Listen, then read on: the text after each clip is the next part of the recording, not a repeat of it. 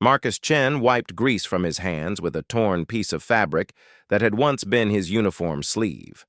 The cold air of Drakmore Prime bit through his makeshift workshop, a partially collapsed mining station he'd managed to seal and heat using salvaged equipment. 3 months since the transport crash. 3 months of survival on a planet where the locals breathed fire and considered humans nothing more than curious pests. The sound of metal scraping against ice made him look up from the atmospheric processor he'd been rebuilding. Through the cracked viewport, he saw movement in the swirling snow. Not the massive forms of the adult dragons who occasionally flew overhead, hunting the crystalline deer that somehow thrived in this frozen wasteland. This was smaller, more hesitant. Marcus grabbed his thermal scanner and pointed it toward the movement. The readings showed a warm signature about the size of a large dog, but the heat patterns were all wrong for the local wildlife. Too concentrated, too intense. Dragon biology. He'd learned enough about the indigenous species during his forced stay to recognize a juvenile when he saw one. The question was whether it was scouting for adults or if something else was happening. Dragons didn't typically approach human settlements, even abandoned ones. The creature emerged from behind a twisted piece of wreckage that had once been part of his transport ship. Even through the blowing snow, Marcus could see the distinctive metallic scales that marked it as young. Adult dragons had scales like polished obsidian, but juveniles retained the bright copper coloring that helped them absorb heat from their parents during the critical first year of life. This one was limping. Marcus felt his engineer's instincts kick in. Problem identification, assessment, solution development. It was the same process whether he was fixing a hyperdrive or dealing with an injured alien. He pulled on his insulated jacket and grabbed his emergency medical kit, along with the universal translator he'd cobbled together from spare communication equipment. The blast of frigid air hit him like a physical blow when he opened the airlock. Drakmore Prime's atmosphere was technically breathable for humans, but the temperature rarely climbed above -20 Celsius, even during the warmest part of the day. The locals had evolved for this climate. Humans just had to be tougher and smarter. The dragon hatchling had collapsed near the base of an ice-covered antenna array. Up close, Marcus could see the extent of its injuries. One wing hung at an unnatural angle, and several scales along its left flank had been torn away, revealing the tough hide beneath. More concerning were the ice crystals forming around its nostrils with each labored breath. Marcus activated his translator and spoke slowly. "Can you understand me?" The device processed his words, converting them into the series of harmonic tones that made up the dragon language. The hatchling's eyes, bright gold like molten metal, focused on him with surprising intelligence. "Human speaks dragon voice?" The reply came through his translator in accented standard Galactic. "Impossible. Humans are tool builders, not voice shapers. Tools can shape many things, including voices." Marcus kept his tone calm as he knelt beside the injured creature. "You're hurt. Will you let me help?" The hatchling tried to raise its head higher, a gesture Marcus had learned indicated wariness among dragons. "Help offering from prey species? What trick is this?" "No trick, just one intelligent being helping another." Marcus slowly opened his medical kit, making sure his movements were visible and non-threatening. "I'm Marcus Chen, Chief Engineer of the transport vessel Meridian. Well, former Chief Engineer since the ship is currently scattered across several square kilometers of your planet. Engineer designation unknown. But you repair broken things? That's what I do best." Marcus pulled out a thermal blanket designed for emergency situations. It would help, but not for long in this cold. "What's your name?" The hatchling considered this for a long moment. "Zephyra of the Northern Peaks, daughter of Thornscale the Ancient. But daughter name brings no honor when daughter lies dying in snow, while mother who protects remains trapped beneath stonefall." Marcus felt pieces of a larger puzzle clicking together. Your mother is trapped, buried somewhere. 3 days passed. Great shaking came to mountain. Human skyboat fell burning, crashed into Peakside. Mother flew to investigate strange metal things, but rock slide caught her. Zephyra tried to dig, but claws too small, wings too weak. Storm wind grows stronger, soon will bring death cold that even dragonfire cannot warm. The thermal readings Marcus had been tracking suddenly made sense. The atmospheric disturbance he'd detected was a massive blizzard system moving in from the polar region. According to his calculations, temperatures would drop another 40 degrees over the next 2 days. Even dragons had their limits. How far is this place where your mother is trapped? Zephyra's head tilted in a gesture that might have been the dragon equivalent of pointing. 2-day flights through mountain passes. But human who repairs cannot fly, and storm comes fast. Marcus studied the approaching weather front on his scanner while his mind raced through possibilities. 2 days by dragon flight probably meant 5 or 6 days on foot, even with the mechanical assistance he could cobble together. But the approaching storm system would make travel impossible within hours, and it would last for at least a week, according to the meteorological data, unless someone was creative about transportation. Zephyra, how much do you know about human engineering? Human things break easily in cold. Humans, weak, need many tools to survive. Dragons know this. Marcus smiled despite their dire situation. That's where you're wrong. Human things are designed to work in conditions that would kill most species. We don't just survive hostile environments, we thrive in them. The trick is choosing the right tools for the job. He gestured toward the wreckage of his transport ship. That crash you mentioned? The ship was designed for interstellar travel, which means it was built to handle temperature extremes, radiation, and impacts that would vaporize most materials. Even broken, those components can be repurposed. Standing up, Marcus began mentally cataloging the equipment he'd need. I can build us transportation that will work in any weather your planet can throw at us, fast enough to reach your mother before the storm traps us all, strong enough to move whatever rocks are keeping her buried. Zephyra's eyes brightened with something that might have been hope. Human Marcus speaks of impossible things. No ground crawler can move swift enough through mountain passes. Who said anything about staying on the ground? Marcus was already heading back toward his workshop, his mind buzzing with design possibilities. Give me 12 hours, and I'll show you what human engineering can really do. As he worked through the night, Marcus could hear Zephyra sheltering just outside his workshop, occasionally asking questions about human technology that revealed a sharp intelligence hidden behind draconic pride. Dragons might breathe fire and fly on wings, but they had never needed to develop the innovative problem-solving skills that kept humanity alive on 1,000 different hostile worlds. The reactor core from the transport's engine was still intact, though cracked. Marcus could rig a temporary housing that would contain the fusion reaction long enough for their journey. The gravitational manipulator units from the ship's landing system were damaged but functional. Combined with the atmospheric processors and some creative welding, he could build something that would move through mountain terrain like it was flying through vacuum. But the real innovation came from studying Zephyra herself. Dragons generated heat through specialized organs that worked like biological fusion reactors. If he could create a hybrid system that amplified draconic fire with human technology, they could power through any storm. As dawn broke over the frozen landscape, Marcus emerged from his workshop with something that looked like a cross between a spacecraft and a dragon.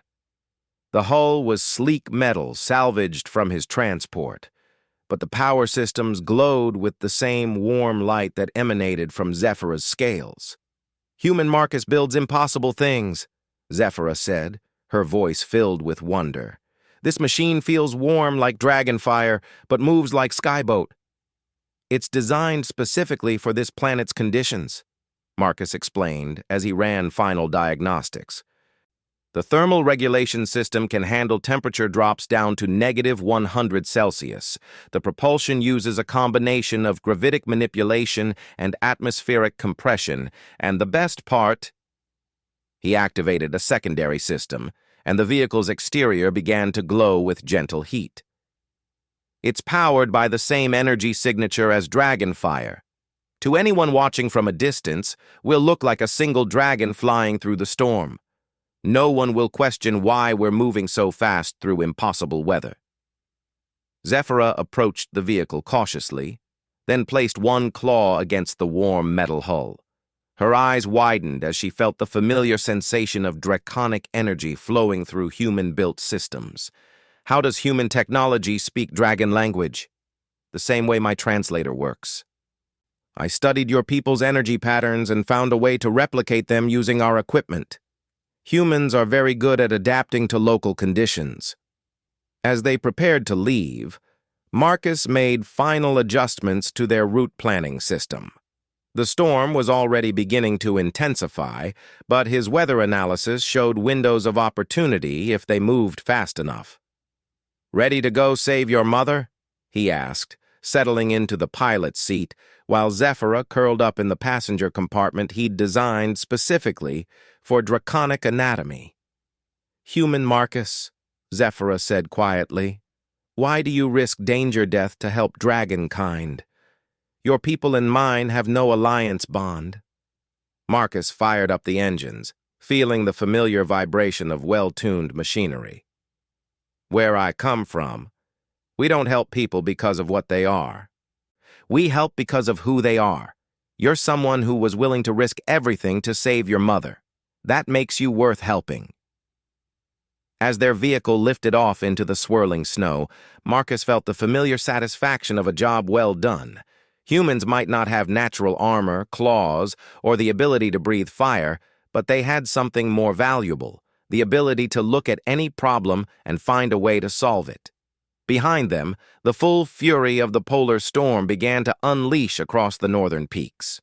Ahead lay treacherous mountain passes, unstable geological formations, and rescue operation that would test the limits of both human engineering and draconic determination.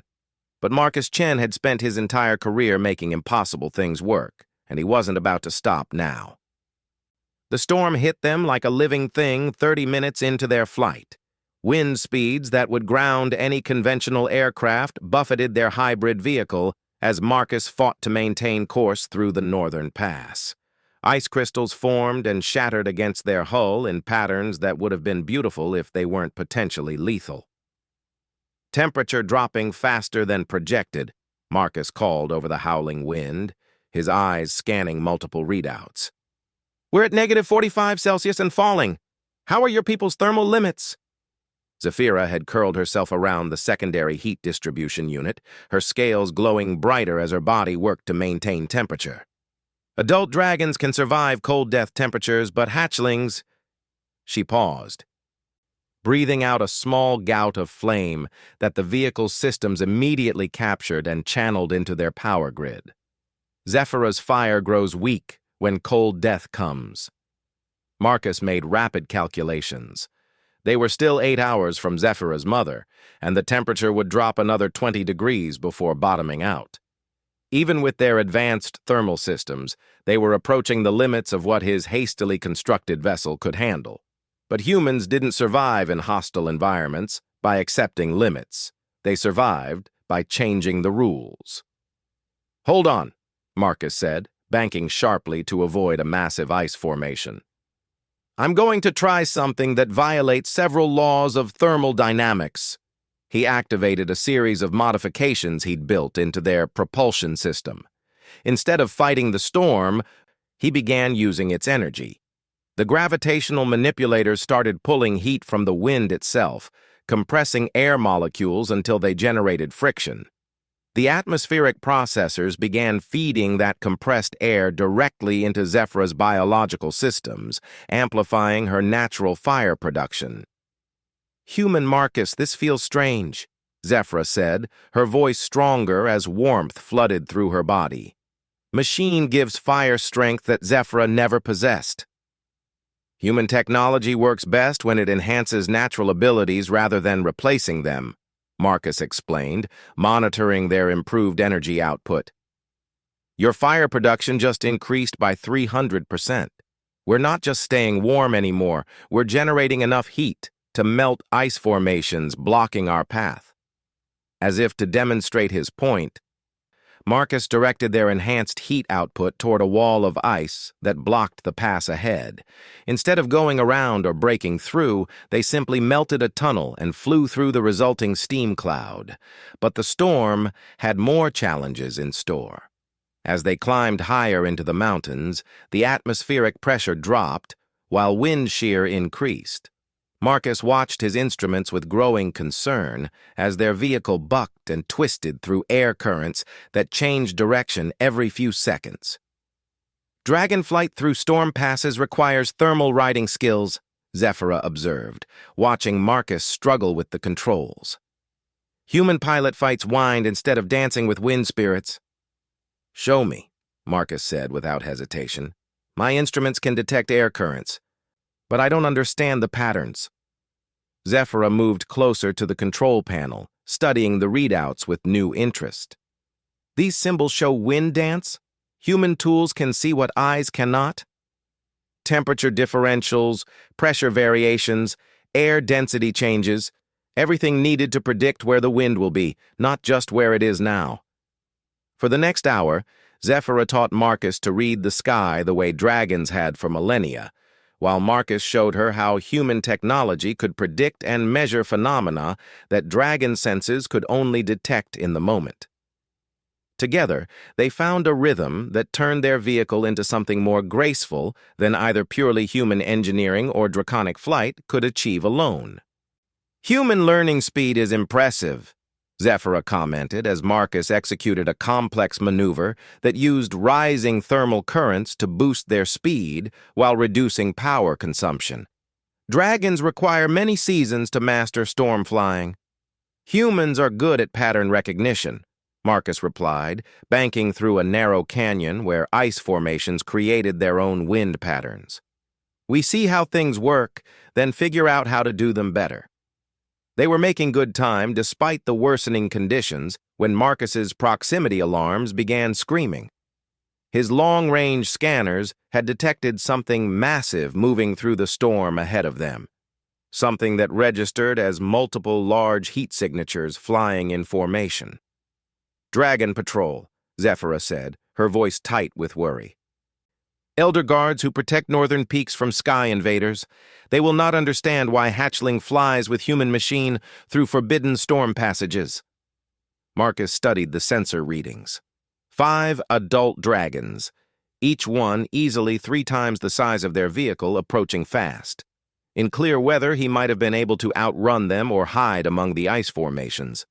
But in this storm, with visibility near zero, they were about to have a very dangerous encounter. What's the protocol for unexpected meetings between dragons and humans? Human things should submit to dragon authority or be destroyed as threat to territory. Zephyra's scales had dimmed with fear. But patrol dragons will not believe Zephyra speaks truth about Mother Need and human helper. Marcus considered their options. They could try to run, but adult dragons in their home territory would catch them. They could try to hide, but their heat signature was too distinct. Or they could try something that no dragon would expect from a human. Zephyra, can you contact them directly? Dragon-to-dragon communication? Hatchling voice carries no authority weight with elder guards. Then we're not going to use your voice. We're going to use mine. Marcus activated his translation system and boosted its power output through their enhanced communication array. But instead of simply broadcasting in dragon language, he modulated the signal through their hybrid power grid. When he spoke, his voice carried the harmonic resonance of draconic authority backed by technological amplification.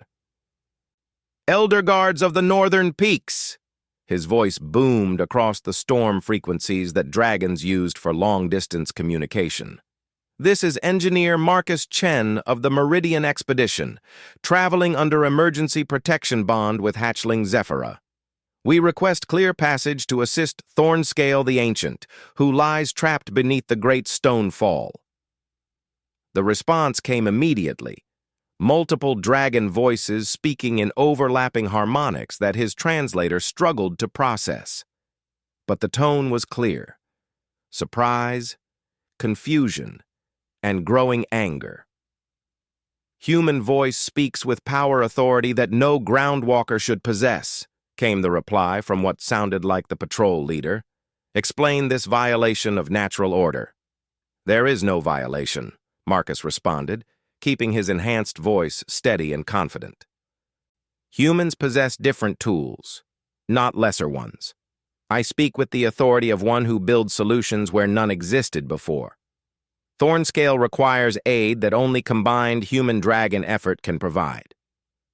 One of the patrol dragons dropped through the storm clouds until it was flying alongside their vehicle, its massive form dwarfing their hybrid craft.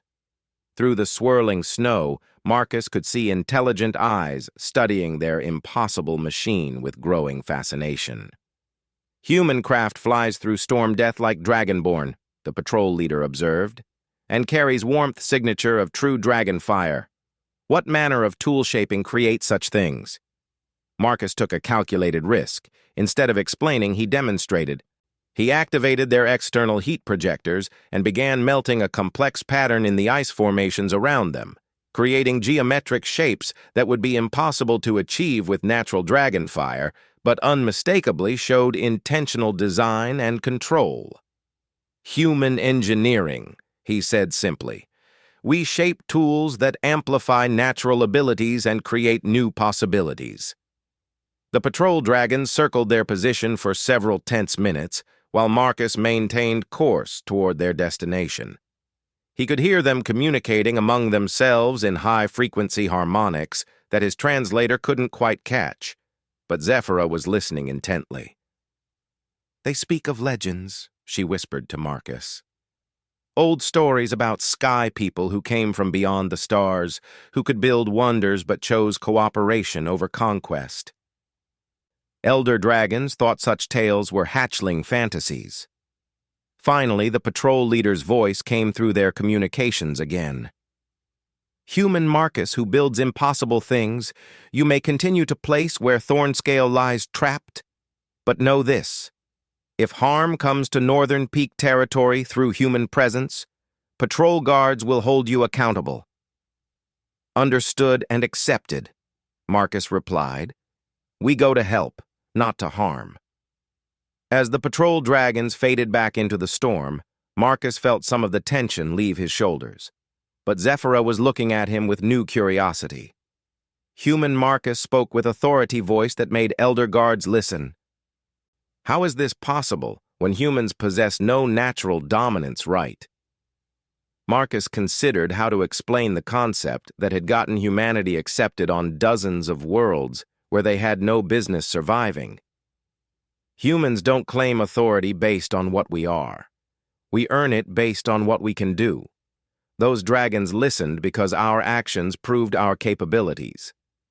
The storm was beginning to intensify as they approached the coordinates Zephyra had provided, but Marcus's enhanced weather prediction systems were giving them increasingly accurate data about wind patterns and thermal currents. More importantly, their hybrid power system was performing beyond all expectations, growing stronger rather than weaker as they fed more draconic fire energy into the human technological framework. "Approach path to Mother Place becomes difficult," Zephyra warned as jagged peaks began emerging from the storm clouds around them. "Stone spires create wind traps that destroy flyers. Many dragons have died attempting passage in storm weather." Marcus studied the terrain with both human instruments and draconic intuition. The mountain formation ahead was a maze of razor-sharp rock formations and unpredictable air currents, made infinitely more dangerous by the zero visibility and hurricane-force winds. But he was beginning to understand something important about the relationship between human technology and dragon abilities. They weren't just two different approaches to solving problems. They were complementary systems that could achieve things neither could accomplish alone. "Zephyra," I need you to extend your heat sense as far as possible and guide us through the thermal patterns. I'll handle the mechanical navigation and structural analysis." Working together, they threaded their vehicle through passages that would have been impassable for either human technology or dragon flight alone.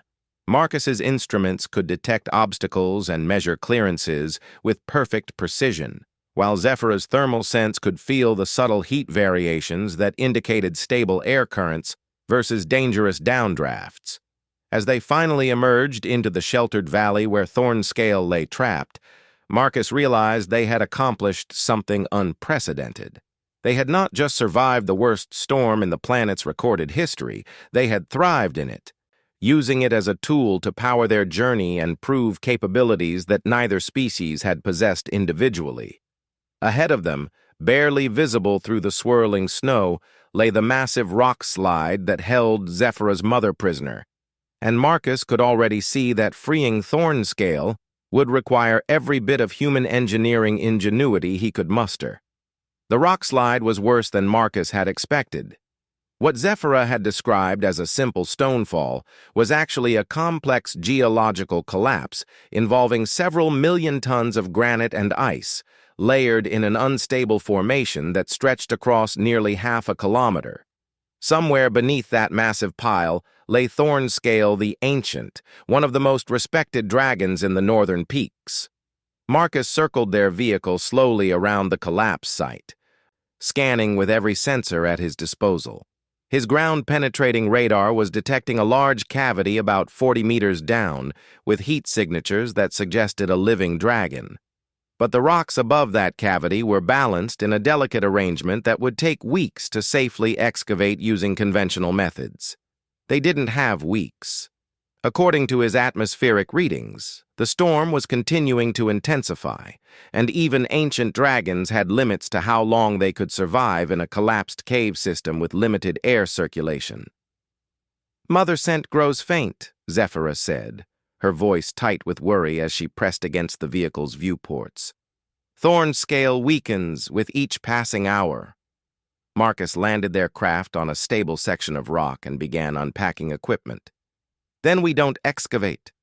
We drill. Drill meaning unknown to dragon knowledge. Watch and learn." Marcus assembled his mining equipment, devices designed for asteroid extraction that could bore through solid rock like it was soft clay. Human mining technology is based on precision, not brute force. Instead of moving all these rocks, we create a pathway through them. The drilling operation began with careful analysis. Marcus used sonic mapping to identify the exact location where Thornscale was trapped, then calculated the optimal entry angle that would avoid triggering further collapse. His plasma torch, originally designed for ship repairs, could cut through granite while simultaneously sealing the tunnel walls to prevent cave-ins. But as he worked, Marcus realized they had a bigger problem. The cavity where Thornscale was trapped was partially flooded with ice-cold water from melted snow, and the dragon's body temperature was dropping fast.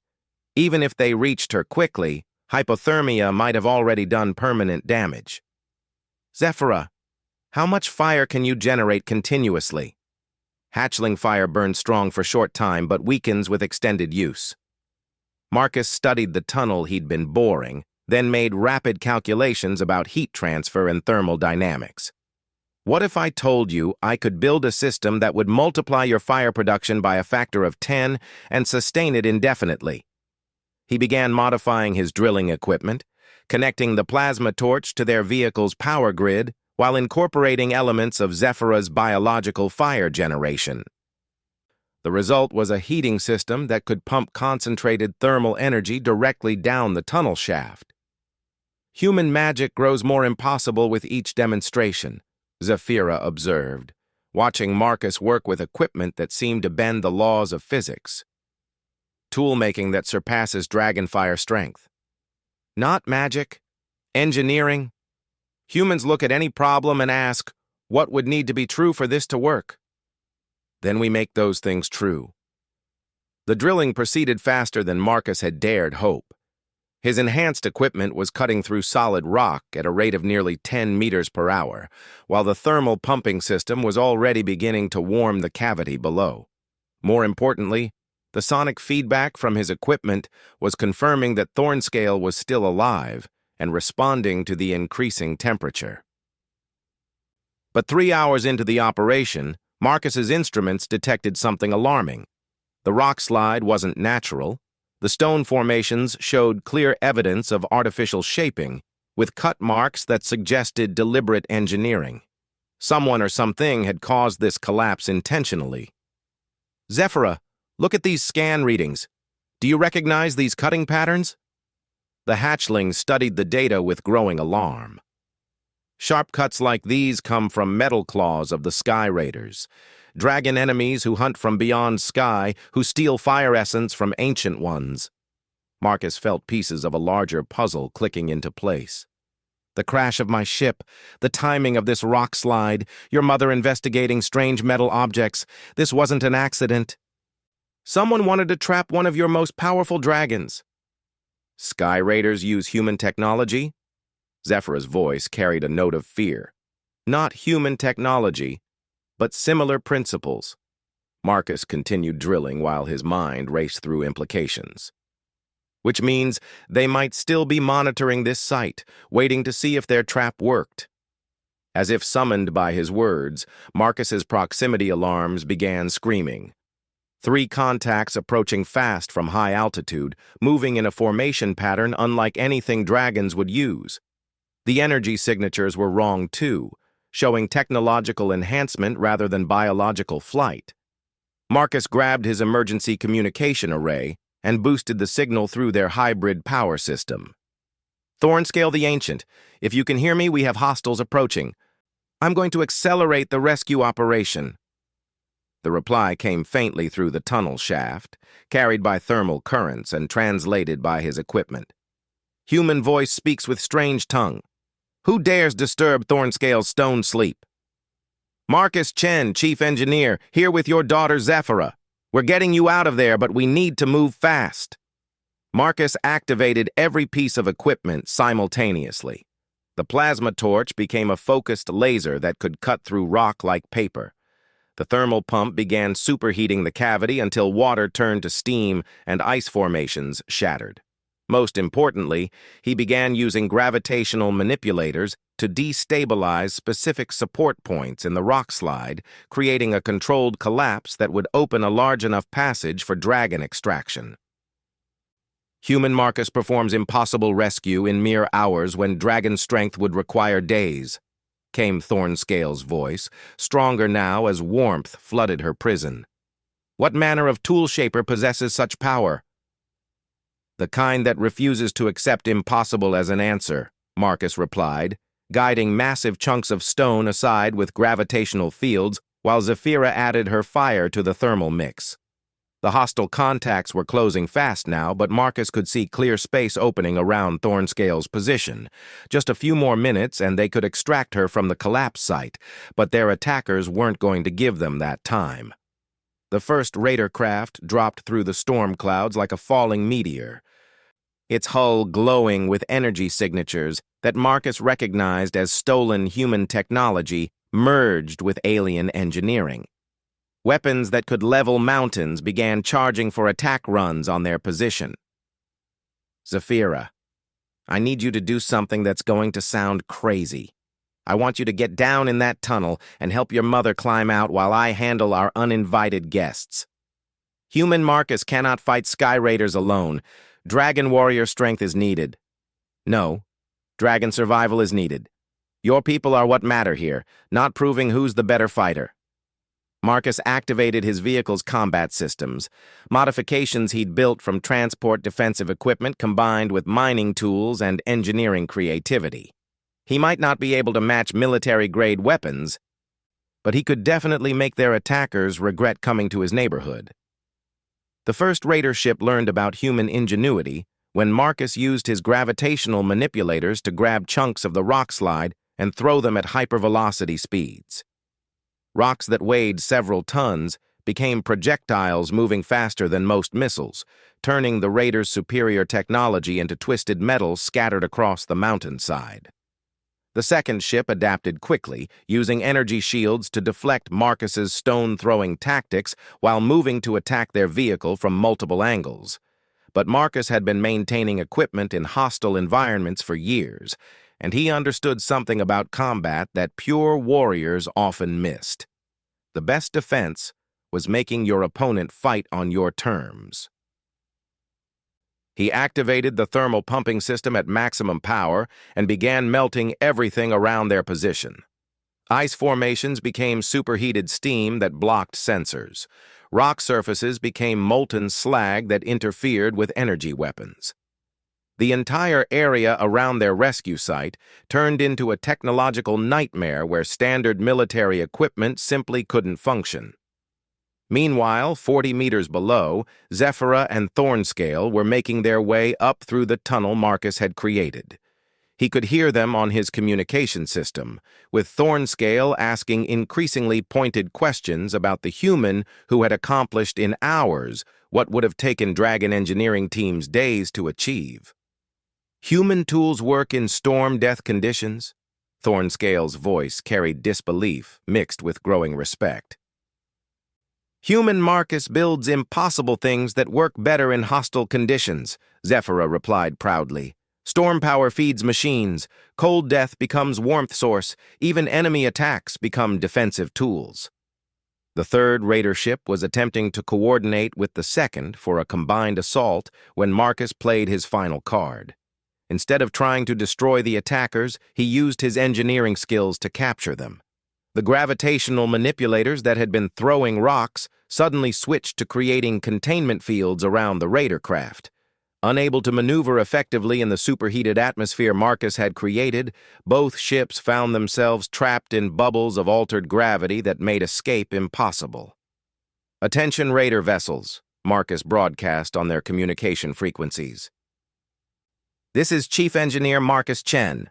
You are now prisoners of superior technology. Surrender immediately, or I will demonstrate what human problem-solving can do when we stop being helpful and start being creative." The raiders' response was to attempt a desperate breakout maneuver that ended with both ships crashing into the valley walls when Marcus increased the gravitational distortion around their containment fields.